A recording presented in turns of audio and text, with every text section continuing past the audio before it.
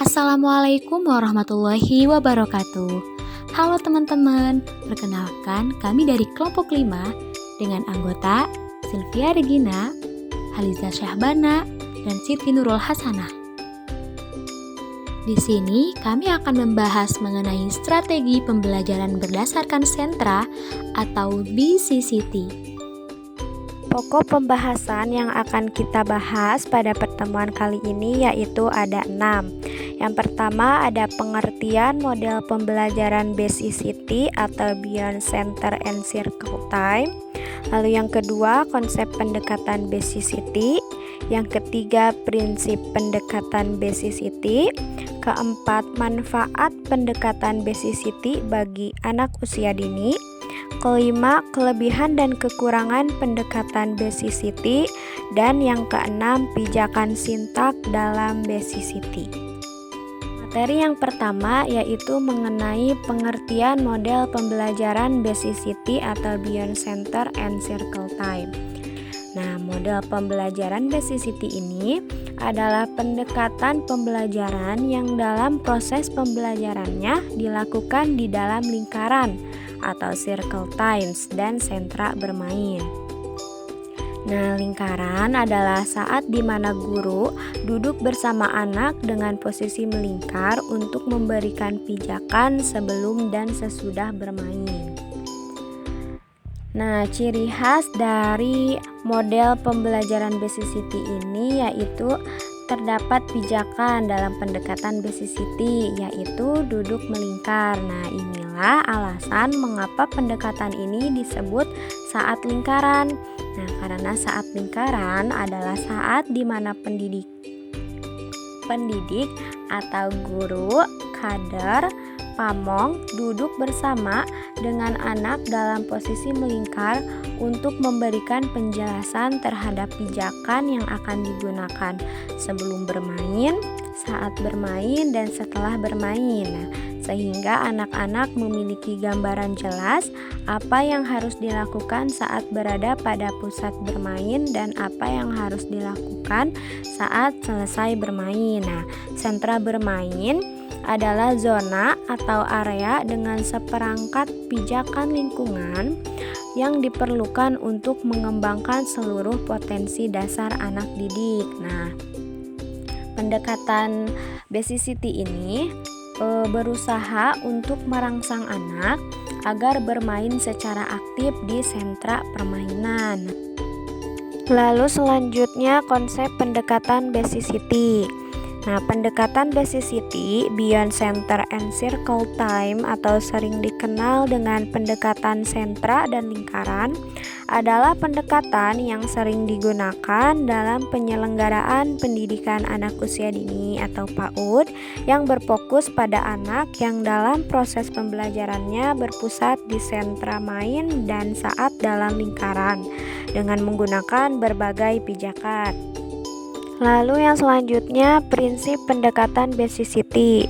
Nah, dalam pendekatan BCCT terdapat beberapa prinsip pokok yang menjadikan pendekatan BCCT ini dapat mencapai tujuan yang diharapkan pada sentra-sentra yang ada. Nah, menurut A. Martuti menjelaskan bahwa prinsip-prinsip dalam pendekatan BCCT itu yang pertama ada keseluruhan dalam proses pembelajarannya berdasarkan pada teori dan pengalaman empiris. Nah, maksudnya yaitu jadi dalam berlangsungnya proses pembelajaran BCCT, keseluruhan materi yang diberikan atau diajarkan pendidik harus berdasarkan pada teori yang sudah ada atau benar adanya itu valid, dan pengalaman empiris yaitu di mana suatu sumber pengetahuan yang diperoleh harus dari hasil observasi yang memiliki kepercayaan yang benar berdasarkan bukti yang nyata. Lalu yang kedua, setiap jenis permainan harus bertujuan untuk mengembangkan seluruh aspek kecerdasan anak atau multiple intelligency. Nah, di sini jadi Setiap permainan yang diberikan atau dilakukan oleh anak dalam pembelajaran BCCT ini harus memiliki tujuan untuk mengembangkan aspek kecerdasan anak atau multiple inteligensinya yang sangat bermanfaat bagi kehidupan anak di masa yang akan datang. Nah, di sini misalnya permainan bermain peran. Nah, di sini anak akan bermain sandiwara, menirukan peran yang mereka dapatkan. Nah, dalam bermain sandiwara tersebut bermanfaat positif bagi kemampuan linguistik dan sosial anak. Nah, di mana dialog yang mereka hafalkan atau mereka peragakan dalam bermain peran tersebut berdasarkan kondisi situasinya yang dapat mengembangkan anak. Yang ketiga, lingkungan bermain termasuk sentra dan pijakan harus mampu menstimulasi gerak aktif anak dan pemikiran kreatif mereka. Nah, dalam proses pembelajaran pendekatan BCCT ini hendaknya permainan harus memberikan stimulus kepada anak agar bergerak aktif dan mengembangkan pemikiran kreatif mereka. Nah, misalnya bisa bermain aktif berlari atau menendang bola, melempar bola ya secara bergantian dalam kondisi melingkar. Nah, di sini permainan aktif tersebut akan melatih gerakan motorik yang dimiliki oleh anak yang dapat mengasah kecerdasan mereka.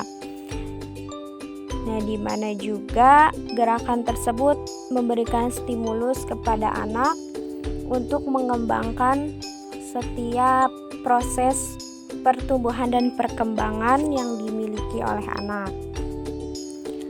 Lalu juga bisa bermain balok kayu. Nah, di mana balok kayu tersebut misalnya ada beberapa warna. Nah, beberapa warna tersebut dapat bermanfaat untuk proses perkembangan kecerdasan atau multiple inteligensi anak dengan membedakan warna-warna yang berbeda-beda tersebut. Lalu menyusun balok kayu tersebut agar sesuai dengan masing-masing warnanya. Nah, hal tersebut bisa meningkatkan atau memberikan stimulus pada proses berpikir kreatif anak. Nah, lalu prinsip yang terakhir yaitu menggunakan standar operasional yang baku dalam proses bermain atau pembelajaran. Nah, standar operasional baku yang terdapat pada pendekatan BCCT itu yaitu ada pendidik, guru, pamong ataupun kader harus menata lingkungan bermain sebagai pijakan yang mendukung perkembangan anak. Lalu pendidik juga bertugas menyambut kedatangan anak dan mempersilahkan anak untuk bermain bebas terlebih dahulu sebelum bermain yang sesungguhnya dimulai. Lalu setiap anak mengikuti seluruh kegiatan seperti ada pembukaan. Lalu duduk melingkar bersama pendidik dan teman-teman yang lainnya di sentra bermain. Nah, berdasarkan prinsip-prinsip pendekatan BCCT tersebut, maka diharapkan semua tujuan permainan, tujuan pembelajaran yang akan dilakukan dapat mencapai dan dapat mengembangkan kemampuan, kecerdasan, serta memberikan penanaman nilai-nilai hidup yang penting bagi kehidupan anak di masa yang akan datang, berdasarkan apa yang mereka peroleh dari setiap pembelajaran yang telah dilaksanakan. Selanjutnya, ada manfaat pendekatan BCCT untuk anak usia dini. Nah, setidaknya ada 5 manfaat dari pendekatan BCCT untuk anak usia dini, yaitu yang pertama, memberikan pengalaman bermain yang menyenangkan dengan bahan, benda, dan anak lain, serta mendapatkan perhatian orang dewasa, yaitu pendidik.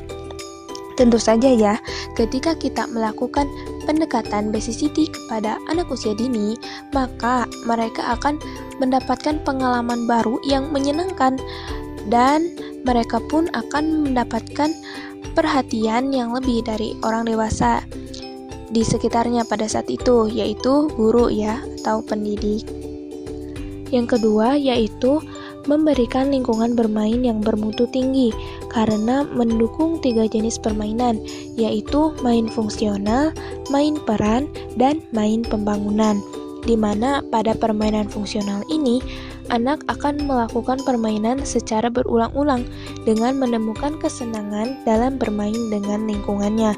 Dan pada saat bermain peran, anak akan menirukan situasi atau tingkah laku dari tokoh-tokoh yang ditirunya pada saat itu, seperti itu. Kemudian pada permainan pembangunan, anak akan menggunakan berbagai benda yang ada untuk menciptakan suatu hasil karya tertentu. Kemudian yang ketiga, dengan melakukan pendekatan BCCT ini kepada anak usia dini, maka akan memberikan stimulus atau dorongan-dorongan pada anak melalui pembelajaran yang terarah pada kemandirian, memberikan lingkungan yang tenang, dan anak sebagai pusat proses pembelajaran. Kemudian yang keempat, yaitu akan merangsang anak agar bermain secara aktif di sentra-sentra permainan. Dan yang terakhir, anak dapat mengembangkan kemampuannya secara maksimal dan bebas. Nah, selanjutnya ada kelebihan dan kekurangan BCCT. Nah, dalam kelebihan dari pendekatan BCCT ini, setidaknya ada 7 poin ya, yaitu yang pertama, anak didorong untuk bermain di sentra-sentra kegiatan, sedangkan pendidik memiliki peran sebagai perancang, pendukung, dan penilai kegiatan anak. Jadi, di sini anak diberikan kebebasan untuk bereksplorasi di sentra-sentra yang telah dirancang oleh pendidik atau guru, dan guru sendiri hanya memperhatikan, mendukung, dan menilai setiap kegiatan anak. Kemudian yang kedua, pembelajaran bersifat individual, sehingga rancangan dukungan dan penilaian pun disesuaikan dengan tingkatan perkembangan kebutuhan setiap anak. Jadi ini tuh memperhatikan setiap individu anak gitu ya, tidak diumumkan gitu, tapi dikhususkan untuk setiap individu-individu dalam penilaiannya itu. Jadi disesuaikan dengan perkembangan kebutuhan setiap anak. Dan yang ketiga, semua tahapan perkembangan anak dirumuskan dengan rinci dan jelas, sehingga guru memiliki paduan dalam penilaian tahapan perkembangan anak. Nah, itu tadi ya, karena pada pendekatan BCCT ini, guru memberikan perhatian yang lebih luas ya kepada anak. Jadi, guru pun memiliki tahapan perkembangan anak secara rinci, itu memiliki data-datanya secara rinci dan jelas untuk setiap individu anak. Nah, yang keempat, kegiatan pembelajaran tertata dalam urutan yang jelas, dari penataan lingkungan main sampai pada pemberian pijakan-pijakan. Dan yang kelima, dengan melakukan pendekatan BCCT ini, maka setiap anak akan memperoleh dukungan aktif, kreatif, dan mereka akan berani mengambil keputusan sendiri tanpa harus membuat kesalahan. Yang keenam, setiap tahap perkembangan bermain anak dirumuskan secara jelas, sehingga dapat menjadi acuan bagi pendidik dalam melakukan penilaian perkembangan anak. Nah, kemudian yang terakhir yaitu yang ketujuh, penerapan BCCT tidak bersikap kaku dan dapat dilakukan secara bertahap sesuai situasi dan kondisi setempat, seperti itu. Nah, pendekatan BCCT ini tentunya memiliki beberapa kekurangan. Yang pertama, pendekatan ini membutuhkan waktu yang lebih banyak bagi pendidik untuk membuat perangkat pembelajaran lengkap sesuai capaian perkembangan setiap anak, dan tentunya memerlukan biaya lebih untuk membuat media bermain, kecuali pendidik yang memanfaatkan barang daur ulang untuk membuat media bermain. Jadi pada hal ini, guru itu harus kreatif dalam menciptakan media pembelajaran. Nah, selanjutnya banyak pendidik yang belum memahami sepenuhnya sintak dalam pendekatan BCCT. Dan ini menjadi masalah yang utama karena apabila pendidik tidak paham mengenai langkah-langkah dalam BCCT dan apa saja yang dipersiapkan, maka perkembangan anak itu tidak akan optimal. Yang ketiga yaitu kurangnya koordinasi antara pendidik dan orang tua, sehingga seringkali apa yang sudah dilakukan oleh anak di sekolah tidak ditindaklanjuti oleh orang tua di rumah. Nah, untuk kekurangan ini mungkin adalah kekurangan yang umum terjadi dalam berbagai pendekatan. Jadi, koordinasi guru dan orang tua itu harus selalu dilakukan. Misalnya pada kegiatan parenting atau dalam kegiatan lainnya. Dan yang terakhir, manajemen pengaturan waktu yang sering terlewatkan karena kontrol dari pendidik yang kurang. Nah, pendekatan dalam BCCT ini mempunyai 4 pijakan. Yang pertama, yaitu pijakan lingkungan bermain atau tahap persiapan. Nah, jadi pada tahap ini, anak itu dikelompokkan dan diklasifikasikan menurut usia dan tingkat perkembangannya. Jadi dapat dipahami bahwa pada tahap ini, anak dikelompokkan sedemikian rupa sehingga memiliki taraf perkembangan yang relatif sama. Pada tahap ini, guru menyiapkan tempat dan alat permainan sesuai dengan tema, memilih jenis permainan, cerita, lagu dan gerak, serta merencanakan waktu pembelajaran. Nah, untuk administrasinya yaitu seperti menyiapkan catatan observasi, catatan perkembangan anak seperti perkembangan bahasa, sosial emosional, kognitif, dan moral. Yang kedua yaitu pijakan sebelum bermain, atau disebut sebagai kegiatan pembukaan. Nah, kegiatan ini yaitu seperti mengucapkan salam, berdoa, mengabsen kehadiran siswa, menyampaikan tema pembelajaran, melakukan apresiasi, menyampaikan tujuan pembelajaran, dan memberikan motivasi awal. Tujuan dari kegiatan ini yaitu menyiapkan kondisi awal, baik mental maupun fisik anak sebelum masuk pada kegiatan inti pembelajaran. Nah, kegiatan pembukaan ini dilakukan dengan cara membentuk lingkaran kecil antara pendidik dan anak. Jumlah satu rombongan belajar paling maksimal yaitu 20 anak. Yang ketiga yaitu pijakan selama bermain. Yaitu kegiatan ini merupakan inti dari pembelajaran. Nah, pada kegiatan ini, anak itu memainkan peran sesuai dengan sentra yang ia masuki. Setelah selesai satu permainan, maka anak digilir untuk memainkan peran baru. Nah, pada pijakan ini, posisi guru itu hanya sebagai fasilitator yang mengarahkan dan mengatur permainan. Kegiatan yang dapat dilakukan pada tahap ini yaitu guru membawa anak ke tempat permainan yang telah dipersiapkan pada pijakan sebelum main di awal kegiatan. Kemudian, guru berkeliling memberi contoh pada anak yang belum mengetahui cara menggunakan alat permainan edukatif. Yang ketiga, guru mengajukan beberapa pertanyaan sebagai stimulasi bagi anak. Yang keempat, guru mencatat berbagai bentuk permainan yang dilakukan oleh anak. Kemudian, guru mengumpulkan hasil kerja anak dan dilengkapi dengan nama dan tanggal. Yang terakhir, guru mencatat tahapan perkembangan yang telah dicapai. Pada kegiatan ini, waktu yang diberikan adalah 60 menit. Lalu yang terakhir yaitu pijakan setelah bermain. Nah, kegiatan ini itu dilakukan oleh guru dan anak ketika selesai bermain. Jadi, anak dan guru itu kembali duduk melingkar.